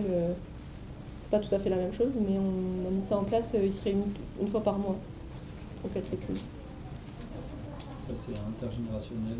Ouais, il n'y a même pas d'inscription, il n'y a rien du tout. Il faut juste venir. Et généralement on a une dizaine de personnes qui viennent chaque mois. Le but c'est de venir faire écouter un morceau de discuter, d'en parler avec les autres qui sont présents et de se faire découvrir les uns les autres des choses. Et c'est animé par des salariés des 4 Écluses, que ça tourne à chaque fois. Le but c'est que chaque salarié, au moins une fois dans l'année, anime le club d'écoute. Je vais lancer aussi depuis décembre. mais une fois par trimestre. Parce qu'on n'a pas les mêmes moyens. Donc j'ai pas suffisamment pour démarrer le club. J'ai démarré avec 2 personnes, je suis à 5 en février. Super. Donc, C'est super. et c'est comme du ça que ça partage. commence. Pareil avec Ah, c'est super. Mais j'ai fait PCC en fait au démarrage. J'ai fait un spécial vinyle parce qu'on a mis des vinyles depuis janvier. Donc et après je repars en juin sur la fête de la musique. C'est trop bien. Ouais, et ça marche bien, les gens Puis c'est des apprécient. échanges vachement intéressants souvent quand même. Bah, c'est surtout qu'on veut faire découvrir de la musique que les gens ne connaissent pas et c'est l'occasion de faire écouter ce qu'on achète. Ouais, puis alors, nous c'est aussi un des trucs qu'on s'était posé aussi, c'est que nous on a un rôle de prescripteur au 4 Écluses puisqu'on programme des artistes et que ça fait partie de notre rôle aussi de faire découvrir des artistes au public. Et en fait on se disait comment on peut aussi intégrer les goûts des gens qui fréquentent notre salle de concert et qui viennent écouter nos concerts. Et du coup ce club de lecture, ce club d'écoute, c'est un peu une manière de dire en fait vous avez le droit aussi de venir nous faire découvrir des trucs que vous connaissez, que vous écoutez, que vous aimez bien. Et puis on fait une playlist chaque mois, parce qu'on on est sur Spotify, on a une playlist trimestrielle pour mettre en avant la programmation, et une playlist par festival aussi, puisqu'on organise 2 festivals dans l'année. Et on a une playlist du coup du club qui s'appelle Mélomaniac, et chaque mois on rajoute les artistes, les morceaux qui ont été écoutés pendant le club d'écoute. D'accord. Ce qui fait que celui qui a envie d'écouter ce que les autres spectateurs écoutent, il peut aller écouter cette playlist. J'ai pas pensé. Nous on a une chaîne YouTube, donc je pourrais à la limite. C'est un gros boulot, hein. Oui. Il n'y a pas photo. Hein. On le fait parce qu'on Mais estime tant que qu'on c'est a important. cherché nos titres pour. Si c'est du YouTube, on a qu'à les mettre dans une playlist et après la diffuser. Ça, j'y avais pas pensé. Ouais. Est-ce qu'il y a d'autres. Peut-être des questions très concrètes sur du matériel ou sur des coûts? Je peux vous donner les coûts aussi de ces projets si ça vous intéresse. Je sais pas. Je vois des têtes qui se hochent. Ouais. Par exemple, ce projet-là? Par exemple, un micro comme ça, un micro Zoom, c'est... Alors, je crois que de souvenir, un Zoom, c'est à partir de 300 €. Il y a 100 €. Il y a entre 100 et 130. Ouais, alors moi je me suis fait engueuler que si tu prenais le moins cher, après la qualité sonore était moins bonne. Non, c'est la marque Zoom en gris. Les petits gris sont une centaine d'euros. Oui, non, mais bien j'entends. Mais le technicien son avec qui je travaille, il m'a dit tu prends celui à 300. Ah ouais, mais après on n'a pas les mêmes. Après, ça on dirait à ton technicien qu'on n'a pas les moyens. Bien sûr. Non mais attendez, moi je de l'usage. Bien sûr. Évidemment. Si on enregistre avec une grosse qualité, mais qu'au bout du compte, ça va sortir en P3, ça sert à rien si on enregistre en qualité. Il faut toujours coller à l'usage final pour adapter le matériel. Il y a des entreprises qui font des podcasts en interne, pour la communication en interne. C'est juste des conversations avec un ordinateur et des casques. Il n'y a même pas de micro. Donc voilà, ça peut être juste ça, vous n'êtes pas... Bien sûr. Il y en a même avec ça. Oui, non, mais c'est ce que j'allais dire, c'est que si vous voulez, vous avez des portables qui sont parfois même de meilleure qualité que certains ordi. Vous pouvez enregistrer avec des téléphones portables maintenant et même faire du montage sur des portables. Ça, c'est plus délicat. Non, mais c'est possible. Les adolescents, ils ont l'habitude. Si vous faites des vidéos TikTok, vous avez l'habitude des montages sur téléphone. Donc vous savez, faut pas hésiter parce que après ça dépend de la diffusion et de ce que vous souhaitez diffuser, quoi. Mais on l'a déjà fait ça sur un projet où on avait des zooms, mais on n'en avait pas suffisamment, je crois. Et en fait, comme il y avait à un moment donné une espèce de micro-trottoir, on a fait avec des... Et on s'est dit, en fait, on s'en fout parce que de toute façon, on va être pollué par les bruits de la rue. Donc pour un micro-trottoir, c'est pas très grave. Et puis ça donne aussi du grain parce que c'est une voix d'un inconnu qu'on croise dans la rue. Et au final, ils ont fait avec leur téléphone portable et la qualité était vraiment pas dégueulasse. Parce que c'est ce qu'on a hier sorti de nos expériences avec le matériel micro, solo, machin. C'est que les jeunes qui allaient dessus, ils étaient embêtés avec les micros. Parce que c'était pas désacralisé, ils étaient dans un carcan où ils se sentaient gênés. Oui, mais en même temps, c'est notre taf aussi de faire ça. Oui. Enfin, tu vois, ce que je veux dire, c'est... Mais du coup, ils ont tenté avec des zooms. Ouais. Et ça a été plus facile. Ouais.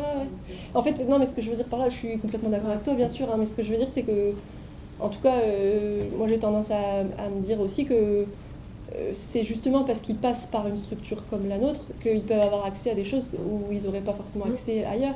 Et ce qui peut être chouette aussi, du coup, de pouvoir profiter de cette opportunité de mettre à disposition du matériel pro ou des choses que...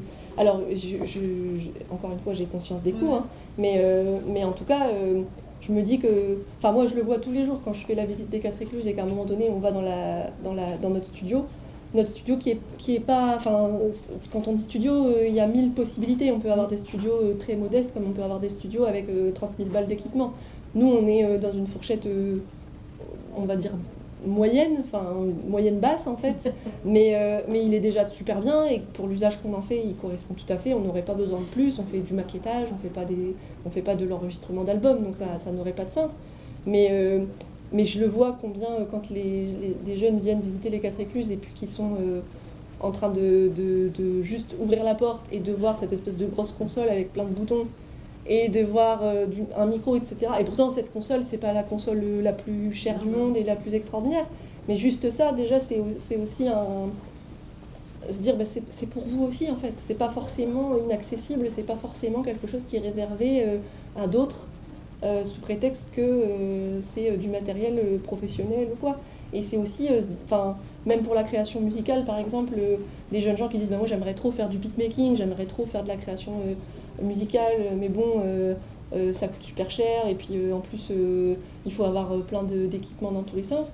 Et en fait, nous, on leur montre aussi que non, il y a plein d'outils, et que ces outils, ils sont aussi pour eux, et qu'il n'y a pas forcément besoin d'investir énormément, et qu'il y a même des trucs qu'on peut craquer, des trucs gratuits.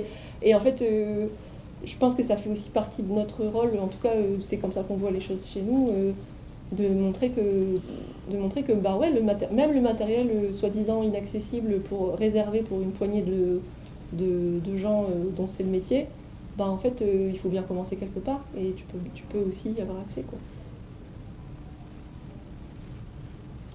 Si on reste sur les coûts, si tu as en tête le prix de la personne qui fait le montage sonore sur 4 épisodes.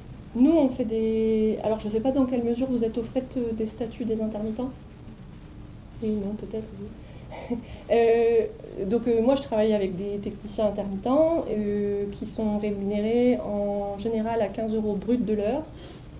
Et comme je disais tout à l'heure, quand on fait une journée de travail, on va dire à 8 heures, on est à 250 coût total employeur, la journée.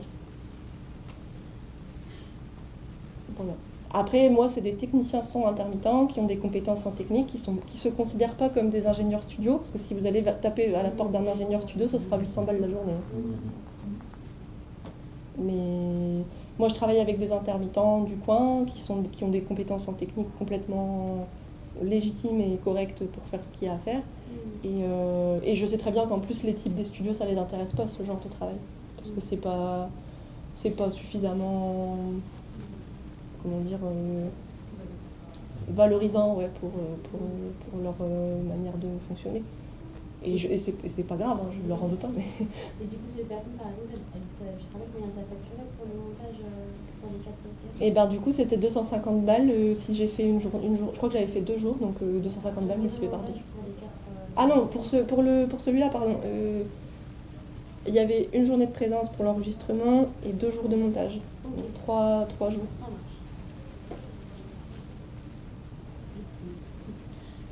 Quand tu parles d'appel à projet, c'est-à-dire tu présentes, enfin j'imagine c'est défini, c'est ça quand tu tournes vers ça dépend des fois. Parce que non, tu disais qu'ils ciblent quand même des... On est entre nous, il n'y a pas de financeurs dans la salle. Que tu dois aller vers des publics particuliers quand même. En fait, les appels à projet, c'est selon qui le diffuse. Par exemple, alors là c'est les histoires de politique publique, hein, chaque collectivité a sa mission. Les départements s'occupent des personnes en situation de handicap, de la petite enfance. Oui, voilà. d'accord, c'est par rapport à La région vers s'occupe où des tu lycéens, tournes, des quoi. apprentis. L'État s'occupe des professionnels ou semi-professionnels ou en voie de professionnalisation. Enfin bref, tu as tout le découpage comme ça. Donc une fois que tu sais ça, il y a plusieurs possibilités. Soit toi, tu as envie de faire un projet en particulier avec telle maison de quartier ou telle structure sociale ou telle structure médicale. Du coup, tu vas veiller en particulier auprès de telle ou telle collectivité pour savoir s'il n'y a pas un appel à projet auquel tu pourrais prétendre pour pouvoir faire ce projet. Sinon, il y a l'inverse, c'est-à-dire que tu vois qu'il y a un truc qui émerge de n'importe quelle collectivité et tu te dis tiens, j'aimerais trop faire un projet autour de telle thématique, et après tu fais fonctionner ton réseau pour aller chercher des partenaires avec qui le mettre en place. Et au niveau national, il y a des grands projets culturels, là, il y a des grands projets. Donc là aussi, il y a des appels à projets. Là, il y a on en parlait ce midi, il y a les Olympiades culturelles pour les Jeux Olympiques. Et donc toutes les bibliothèques, par exemple de la ville de Paris, peuvent bénéficier via des appels à projets de financement pour faire des activités autour du sport et de la culture. Donc il y a des grands événements culturels et l'année Molière, il y avait des appels à projets autour de Molière. Voilà. Il faut faire une veille en fait. Sur le site de la DRAC, en tout cas nous, la DRAC Hauts-de-France, il y a une page dédiée, j'imagine que dans les DRAC de vos régions aussi, avec tous les appels à projets répertoriés. L'ANCT, l'Agence nationale des cohésion des territoires, à l'ANCT. Après, il y a les départements sur lesquels vous êtes implantés, les communes, les intercos. Vous avez aussi des fondations parfois qui mettent en place des appels à projets. Et en fait, il existe énormément de... Mais le seul inconvénient, c'est que ça demande du temps. Parce que répondre à un appel à projet, c'est toujours pareil. Il faut quand même que ce soit un petit peu ficelé. Bon, après, ficelé, ça peut être ficelé et puis ça peut être très très approfondi, comme ça peut être encore un peu à l'état de genèse. Mais ça dépend de votre capacité aussi à aller plus ou moins dans le détail et puis des attentes qu'il y a en face. Parfois, il y a des gens qui demandent vraiment déjà d'avoir tout balisé, les noms des partenaires, des artistes, etc. Il y a d'autres collectivités qui vont juste demander plutôt une thématique, des objectifs. Et dans ce cas-là, après, on peut affiner si on a le financement. Mais l'inconvénient, c'est qu'on n'est jamais sûr à 100% de l'avoir. Donc c'est un peu à double tranchant. Et c'est un peu l'effet pervers, c'est que du coup, des fois, on a tendance à répondre à plusieurs appels à projets pour être sûr d'en avoir un. Parfois, on en a 0 et parfois, on en a 4. Donc du coup, faut jongler. Ça fait partie de l'expérience aussi, quoi. Au fur et à mesure, je réussis à jongler avec tout ça, mais c'est vrai que c'est une compétence. Hein. La réponse à des appels à projets, c'est un truc qui n'est pas forcément appris sur les bancs de l'école ou dans les formations, alors qu'en fait, je trouve que c'est un vrai truc important. Tout à fait. Et il y a des méthodologies en ligne aussi, il ne faut pas hésiter à regarder. Oui, puis à vous rapprocher de vos interlocuteurs aussi. Oui. Comme tu disais tout à l'heure pour la SACEM, vous avez aussi des interlocuteurs dans vos communes, dans vos intercos, dans vos collectivités, dans les régions. Enfin, il y a toujours des interlocuteurs qui sont normalement disponibles. Alors, plus ou moins selon leur charge de travail, mais il n'empêche qu'ils sont tenus de vous recevoir si vous en faites la demande pour pouvoir discuter avec vous de projets que vous auriez envie de mettre en place et pour connaître, parce que c'est un peu toujours la même chose. Hein. Si on ne va pas chercher l'information, il est rare qu'on vienne nous dire, si vous voulez, il y a 20 000 € disponibles dans cette enveloppe. Hein. C'est nous qui devons aller chercher. Hein. Et ceux qui font les appels à projets ont aussi des personnes qui sont là aussi pour vous aider. Enfin, moi, j'ai beaucoup travaillé avec France Relance. Voilà, on peut avoir des tutorats, ils peuvent nous accompagner pour déposer chez eux un projet. Voilà. Donc, il ne faut pas hésiter, au contraire. Et puis, ouais, c'est l'occasion aussi, peut-être, de aussi se rapprocher de structures. Parce que vous avez vos appels à projets du monde culturel ou du monde de la lecture, etc. Vous avez aussi, dans les structures avec qui vous auriez envie de travailler, eux peuvent aussi aller répondre à des appels à projets en vous mettant partenaire. Et du coup, là par exemple récemment, ça m'est arrivé avec la mission senior de Dunkerque, qui a souhaité travailler avec nous. Et voilà, évidemment, moi je suis complètement partante, mais on n'arrivait pas à trouver d'appel à projet pour mettre en place le projet qu'on avait envie de faire ensemble. Et en fait, elle, la directrice de la mission senior, m'a dit « Ah, j'ai entendu parler de quelque chose qui émane du département, mais c'est nous qui devons déposer le projet. Ça doit être porté par nous. » Ce qui fait qu'elle m'a demandé de faire un devis pour estimer les coûts du projet de notre côté. Et donc c'est elle qui va déposer le projet. Elle m'a demandé bien sûr de rédiger un petit peu le contenu de ce qu'on aimerait faire ensemble. Et elle va compléter l'autre partie et c'est elle qui va déposer le projet auprès du département parce que c'est quelque chose qui doit être porté par une structure sociale et non pas par une structure culturelle. Donc des fois, c'est aussi par d'autres chemins détournés qu'on réussit à arriver à nos fins. Et puis il y a des budgets disponibles parfois dans les hôpitaux, dans les structures sociales.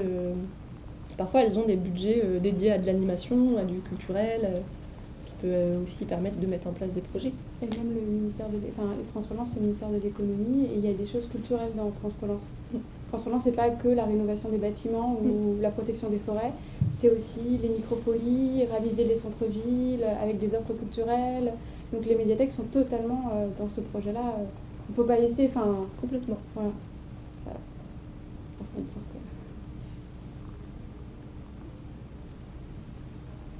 Est-ce qu'il y a d'autres, je sais pas, encore des questions ou des éléments de remarque? Non. Le temps que tu passes de préparation avant la première séance que tu fais avec certains enfants, tu l'estimerais à... Est-ce que tu as une idée à peu près du temps que tu l'estimerais à ce temps de préparation-là, juste pour avoir un ordre d'idée en fait, pour pouvoir le... C'est compliqué parce que je suis souvent sur plusieurs projets en même temps, donc c'est vrai que j'ai du mal à déterminer. Je dirais que par exemple ce projet-là, le dernier qui était quand même un projet un peu plus gros, toute proportion gardée, mais en tout cas un peu plus gros quand même que les deux précédents. Je sais pas, je dirais que j'ai dû passer peut-être en journée de travail, je dirais une quinzaine de jours. Mais bon, encore une fois, c'est compliqué parce que sur une seule et même journée, je jongle entre beaucoup de projets différents. Donc, poser la question différemment,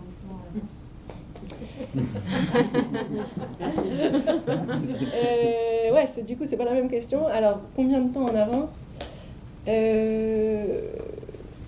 Alors, pour ce projet-là, l'appel à projet il a été sorti au mois de mai 2021 pour un projet qui s'est réalisé entre février et juin 2022. Mais ça dépend des deadlines des appels à projet. Là, en l'occurrence, quand c'est l'État, souvent c'est fort en avance. Pareil pour l'éducation nationale. Enfin, ça reste l'État, mais en tout cas, le ministère des Solidarités, le ministère de l'Éducation nationale, mais parce qu'ils ont des contraintes aussi liées à la gestion de leur propre budget et puis à la gestion de leur calendrier. Dans l'éducation nationale, ils ont besoin de savoir bien plus en amont. Il y a d'autres structures pour qui on peut faire les choses avec qui on peut faire les choses de façon plus, je dirais pas spontanée parce que ça reste quand même de la préparation, mais en tout cas où il y a moins il y a moins besoin de s'y prendre 6 mois avant. Et puis après ça dépend aussi des régions. Je sais pas comment c'est dans les autres régions de France, je suis pas forcément au fait, mais en région Hauts-de-France, il y a eu un changement qui a été fait il y a 2 ou 3 ans. Auparavant, c'était des appels à projets annuels, donc tu devais répondre pour novembre pour savoir si tu avais de l'argent pour l'année d'après. Et maintenant, ça a changé, il y en a 2 par an. Il y en a un en novembre et un en mars, justement pour permettre un petit peu plus de souplesse, toute proportion gardée parce qu'on est quand même une collectivité, mais ça permet quand même d'avoir 2 échéances et de te dire si j'ai envie de faire un projet plutôt au printemps, il faut que je le dépose pour novembre. Si j'ai envie de faire un projet plutôt pour été-automne, je peux le déposer pour mars, quoi. Après, il y a des calendriers aussi à prendre en compte. Nous, on avait proposé un projet juste avant l'élection présidentielle. Donc on a eu la réponse après l'élection, alors qu'on aurait dû avoir la réponse avant. Enfin, voilà, il y a des petites choses comme ça à prendre en compte dans les éléments de réponse des collectivités.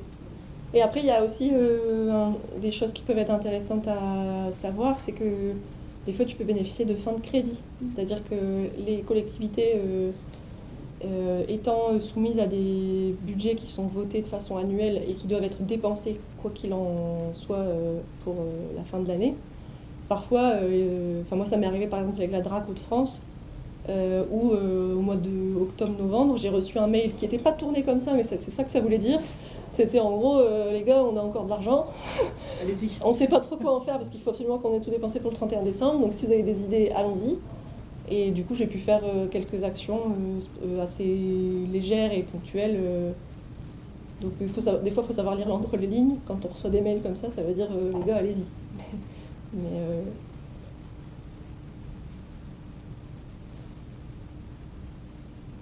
il y a encore d'autres remarques? Je sais pas quelle heure il est. Il est 4h. Eh ben parfait. Eh ben on est dans les temps. C'est parfait. Ouais. Donc moi je m'appelle Chloé, je travaille à la Philharmonie de Paris.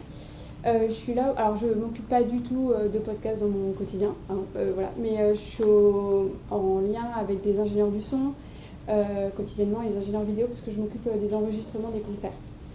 Et là, dans le cadre, on essaie toujours d'avoir des nouveaux projets. On va avoir un nouveau projet donc, nous, dans notre institution qui va être une balise. Donc l'idée c'est à la fois un peu une radio, un podcast. Et l'idée, c'est de donner la parole donc au public et aux personnes autour de l'institution, donc c'est-à-dire 19e, Seine-Saint-Denis et 18e, 20e arrondissement de Paris. Donc voilà, donc c'est pour ça que je suis là. Et l'idée, c'était de vous donner en fait d'autres pistes que ce qui se fait ici, d'autres choses que nous on a vues parce qu'on n'a pas tout inventé par nous-mêmes. Voilà. Donc on s'est inspiré de ce qui peut se faire un peu ailleurs. Et donc je vais vous montrer des exemples avec qui j'ai pu travailler ou avec qui dont j'ai entendu. Et ça vous donnera aussi peut-être d'autres pistes au niveau d'autres exemples. Le premier projet que je voulais vous montrer, en fait ça s'appelle Nos Daronnes. C'est un projet sur donner la parole aux femmes issues de l'immigration et donc souvent des mamans. Et ça a été fait en fait, l'idée c'était de vous montrer avec une radio locale. En fait c'est un média de Seine-Saint-Denis, ça s'appelle Média Get Up. Et ça travaille en fait principalement avec des collégiens et des lycéens. Et c'est vraiment une radio qui s'écoute en ligne, mais qui est faite par des gens de Seine-Saint-Denis, pour des gens de Seine-Saint-Denis. Et voilà, donc vous pouvez l'écouter après donc, sur le site ou sur YouTube. Donc ça s'appelle Nos Daronnes, le projet. Je vais vous faire écouter la petite bande-annonce. Et surtout, en fait, donc c'est fait aussi avec l'éducation nationale et c'est vraiment avec les milieux scolaires. Donc il va y avoir aussi, donc, dans le cadre on va dire de l'éducation et des programmes scolaires donc pour les collégiens et lycéens, il y a des questions sur l'immigration. Et donc il va y avoir aussi des interventions donc, des journalistes, des membres du média dans ces écoles. Et en même temps, les élèves vont participer à des projets localement avec cette association slash média. Donc là, c'est sur les moments. Douce France, cher pays de mon enfance, bercé de tendre insouciance. On va se raconter ensemble. On va s'incruster de gré ou de force sur la photo de famille. Bah oui, mon père, il n'a pas seulement passé le balai et nourri une douzaine d'enfants. Quand ils sont partis d'Algérie, ça déjà c'est un grand sacrifice. Ils ont tout quitté. C'est comme si que du jour au lendemain tu pars de la France. J'aimerais bien que tu te vois avec mes yeux pour que tu te rendes compte que toi aussi tu peux être fière de toi. Elle, parce que c'est ma fille unique, donc c'est plutôt elle en fait qui aujourd'hui est plus mon futur. Je pense que si je te l'ai pas dit, c'est qu'il fallait pas que je te le dise. Ce que j'aime beaucoup dans cette initiative, c'est que ça vient de nous. Il est trop choqué. Donc après vous pourrez regarder, il y en a plein d'autres sur YouTube, il y a vraiment des petites vidéos. Donc là l'idée c'est de vous montrer que localement donc dans les départements, il y a des médias qui existent, qui sont en lien donc souvent avec l'éducation nationale ou avec donc des associations ou des établissements culturels et qui ont des partenariats déjà faits. Donc il ne faut pas hésiter à les contacter. Surtout que maintenant, donc je crois que c'est collège, mais je crois qu'il y en a un peu au lycée, il y a tout ce qui est autour des sources de l'information, donc désinformer, s'informer. Donc ça c'est dans les programmes scolaires, je crois que c'est principalement au collège. Et donc on va voir des journalistes, enfin l'éducation nationale a des partenariats avec des journalistes, avec des associations autour des médias, mais je crois aussi avec vous. Il y a des bibliothèques qui sont concernées maintenant par ces demandes-là. Et donc dans ce cadre-là, ça peut être aussi intéressant de les faire participer. Donc là je sors un peu du cadre de la musique, mais vous imaginez bien que sur l'immigration et musique, vous l'avez vu ce matin, il y a plein de choses à dire. Donc voilà, c'était pour vous montrer un autre exemple. Toujours dans le cadre un peu du scolaire, il y a aussi des écoles qui ont mis en place des radios sur SoundCloud et qui sont diffusées à certains jours, chaque jour, le jeudi, je crois que c'est le jeudi, c'est enregistré d'une certaine heure et c'est diffusé à une certaine heure. Donc c'est vraiment un rendez-vous à l'école où les enfants sont au courant et donc ça crée une certaine cohésion. Donc c'est sur SoundCloud pour la diffusion.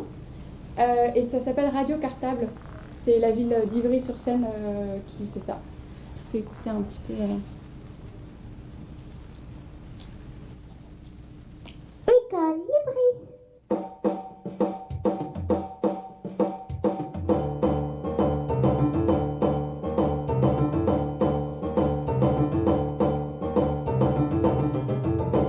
École Libris. Les livres qu'il faut lire.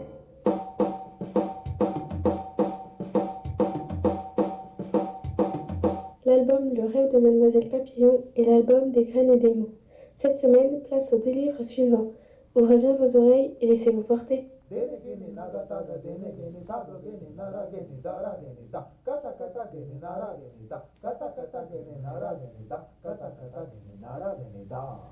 Pour commencer, nous allons vous parler d'un album nommé Une bouteille dans l'océan. L'auteur, illustrateur est Mathias Freeman et le livre a été édité aux éditions Seuil Jeunesse le 20 mai 2022. Cet album nous raconte l'histoire d'une canette jetée à l'océan. Elle s'enfonce peu. Voilà, vous pourrez trouver ça facilement, c'est Radio Cartable. Vous trouvez, tapez Radio Cartable, vous trouverez facilement. L'idée là, c'est qu'en fait, c'est avec une radio libre. Alors, il y a encore des gens qui font des radios libres, c'est encore et ça peut redevenir à la mode, parce qu'on a parlé du podcast, mais c'est vrai que tout le monde se lance dans le podcast. Mais en fait, c'est pas quelque chose de si récent que ça. Avant, il y avait des radios libres. Et je pense que vous trouverez peut-être localement des gens qui font encore des radios libres. Et ça peut être un bon moyen aussi de faire venir donc un journaliste, expliquer comment ça marche une radio. Et voilà, présenter aussi dans le cadre des médias. Je sais que c'est des choses qu'on vous demande parfois. Donc voilà, il ne faut pas oublier la radio libre. Ça me fait penser aussi que il existe maintenant des CLEA, des contrats locaux d'éducation artistique. Il y en a à Dunkerque, mais je suppose qu'il doit y en avoir aussi ailleurs en France. Et qui sont des CLEA spécifiquement pensés qui font intervenir des personnes de la presse et des médias. Donc c'est des CLEA, c'est pris en charge, c'est déjà cadré et rémunéré dans le cadre du dispositif du CLEA. Et quand ils arrivent sur un territoire, généralement, ils sont très demandeurs et disponibles pour mettre en place des projets de plus ou moins grande envergure. Il ne faut pas hésiter aussi à se rapprocher de vos collectivités. Souvent, c'est les intercommunalités qui portent le CLEA localement. Donc ça peut être l'occasion de faire venir des journalistes sans que ça vous coûte quoi que ce soit. Il y a aussi depuis peu des fabriques sonores qui se mettent en place. Alors moi je connais celle qui est à Aubervilliers, qui s'appelle La Cassette. Je ne sais pas si vous avez déjà vu. Donc en fait c'est un espace associatif qui est géré par un collectif qui s'appelle La Transmission. Et donc en fait c'est un espace où les jeunes ils vont trouver dedans donc, des studios radio, des cabines d'enregistrement. Ils vont trouver vraiment tout le nécessaire pour faire leur podcast et leur radio. Il y a aussi des ateliers, des formations un peu pour les plus grands. Et ça, en fait, ça se développe petit à petit. Je sais qu'il y en a un à Aubervilliers, mais il n'y a pas que... moi, je le connais parce que c'est pas très loin de là où je travaille. Et il faut pas... Je voulais vous montrer... en fait, ça coûte, par exemple, une session, ça coûte genre 5 € pour un ado. Donc, c'est pas très cher. Enfin, c'est quand même des prix relativement faibles. Il y a des stages qui se font. Et en plus de ça, c'est en autonomie. En fait, l'idée, c'est qu'il y a des formations, mais on laisse aussi la place aux jeunes de faire par eux-mêmes. Parce que là, on parle d'adolescents, et souvent, les adolescents sont peut-être mieux au courant que nous, par exemple, comme on fait du montage vidéo. C'est vrai qu'ils sont parfois assez doués. Et donc là, on leur laisse carrément le matériel. Vous pourrez regarder, donc ça s'appelle La Cassette. Ils font plein d'activités, et c'est vrai que c'est assez chouette. Et surtout, il y en a plein d'autres de lieux comme ça. Je sais qu'il y en a d'autres aussi en Essonne. À Paris, je crois que nous, c'est FGO Barbara. Il y a plein de lieux culturels, souvent qui sont liés à la ville, où il y a des espaces sonores pour faire de la création sonore. Hop. Et je voulais aussi vous parler d'un autre projet en fait, que je voulais, qui s'appelle le Grand Terrassement, qui est un projet de rando radio. Qui en fait a été un projet qui a été fait donc avec une artiste. Alors, je vais noter le nom, je vais vous dire ça pour pas Fabienne Lemonnier. Voilà. Donc une artiste qui a travaillé avec le lycée agricole d'Auch, Doche, pardon si je prononce très mal. Et donc en fait, elle a fait une randonnée sur le GR65 et c'était sur 6 jours et tous les matins il y avait un nouveau groupe d'adolescents. Et donc en fait l'idée c'était de s'enregistrer au cours de la journée de randonnée et de créer un objet artistique à la fin, donc un podcast qui a été fait pour les ados, avec les ados et avec une artiste locale. Je vous fais juste écouter, donc ça s'appelle Le Grand Terrassement. Là c'est assez accessible sur Spotify et c'est l'un des podcasts.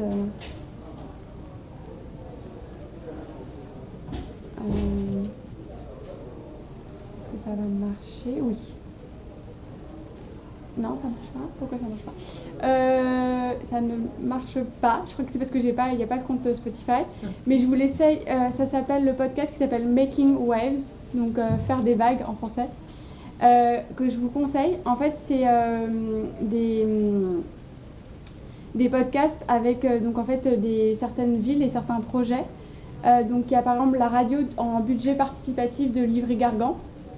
Il y a le projet que je vous disais Grand Terrassement. Il y a qu'est-ce qu'il y avait d'autre? Il y en a plein. Il y a plein de choses. Il y a des choses autour de la décolonisation avec des journalistes d'Abidjan. Voilà, il y a plein de projets. Et voilà. Et on a presque fait, on a fini. Et c'était pour vous donner plein d'autres choses que moi j'ai vues autour de la Philharmonie.